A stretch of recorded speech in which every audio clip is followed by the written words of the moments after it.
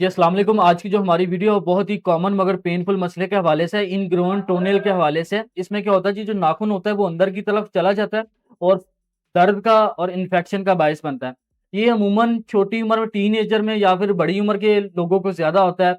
उसके अलावा शुगर के पेशेंट को ज़्यादा होता है या फिर जो एथलीट लोग होते हैं, उन लोगों को ये मसला होता है। अगर हम इसके काज़िज़ और वजूहात की बात करें, तो सबसे पहले क्या आता है जी, हाँ, शॉर्ट ट्रिम बहुत ज़्यादा लोग कर देते हैं। नाखून जो काटते हैं बहुत गोलाई में काटते हैं और बहुत आगे तक काट देते हैं, ठीक है जी? और स्ट्रेट नहीं काटते। एक सबसे बड़ी वजह ये इसकी बनती है और उसके अलावा वो लोग जो कि टाइट शूज़ पहनते हैं, उन लोगों को ये मसला होता है।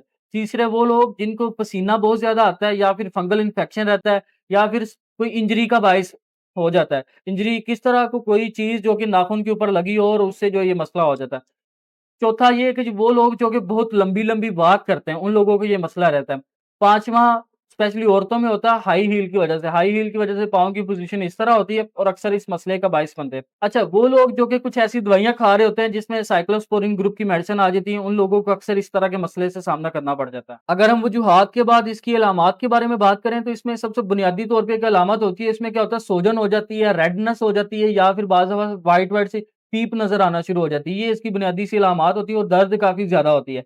अगर हम इसके इलाज के बारे में बात करें, तो इसका जो वो इलाज जो हम घर में कर सकते हैं, उसमें सबसे पहले आ जाता है जी हमने जो ट्रिम करने हैं, नाखून काटना वो गोलाई में बिल्कुल नहीं काटना है, हमेशा सामने स्ट्रेट जो ट्रिम होता है वो हमने काटना है, ठीक है? दूसरा जो इसका हल आ जाता है जी वो हमने हमेशा ओपन शूज़ यानी कि खुले जूते पहनने हैं। तीसरा इसमें आ जाती है हम रोज़ाना 5 से 10 मिनट तक अपने जो पाँव है पानी में डिप करके रखने हैं। उससे क्या होगा जी, जो नाखून है वो थोड़े नरम हो जाएँगे। जब नाखून थोड़े नरम हो गए तो किसी भी ट्वीज़र के साथ थोड़ी-सी रुई लेनी है और नाखून के अंदर घुसेड़ देनी है। ठीक है? उससे क्या होगा नाखून और जिल्द के दरमियान में थोड़ा-सा गैप बन जाएगा। 5वां इसमें क्या आ जाता है जी, हमने इसमें बैंडेज टेक्नीक आ जाती है। उसमें क्या होता है एक हमने बैंडेज लेनी है, जिधर आपको इन्फेक्शन का मसला है, उस साइड पे आपने टेप लगानी है और उसके बिल्कुल अपोज़िट साइड घुमा के दूसरी साइड पे ले आना है। उस टाइट ज़रा बाँध लेनी है। उससे क्या होगा जो जिल्द है वो नाखून से ज़रा परे हो जाएगी। इससे इस इन्फेक्शन से बचा जा सकता है। इसके अलावा अगर जो पेन हो रही है, ज़्यादा पेन है तो उसके लिए हम लोग ओवर द काउंटर मेडिसिन ले सकते हैं, एसिटामाइनोफिन, पैनाडोल वगैरह ले सकते हैं घर में।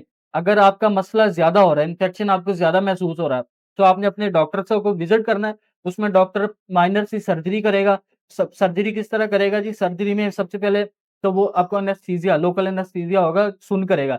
सुन्न करने के बाद क्या होगा, वो जो पीप है उसको निकालेगा या फिर थोड़ा-सा नाखून जो है ना वो काट देगा। उससे इंशाअल्लाह ताला ये मसला आपका 5-7 दिन में ठीक हो जाएगा। ठीक है जी?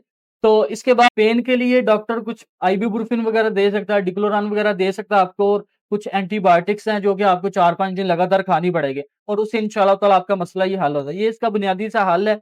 अगर आपको इस वीडियो में कुछ ना कुछ फ़ायदेमंद चीज़ नज़र आई है, सो हमारी वीडियो को लाइक एंड सब्सक्राइब लाज़मी कीजिएगा। इंशाअल्लाह अगली वीडियो में हाज़िर होंगे। अल्लाह हाफ़िज़।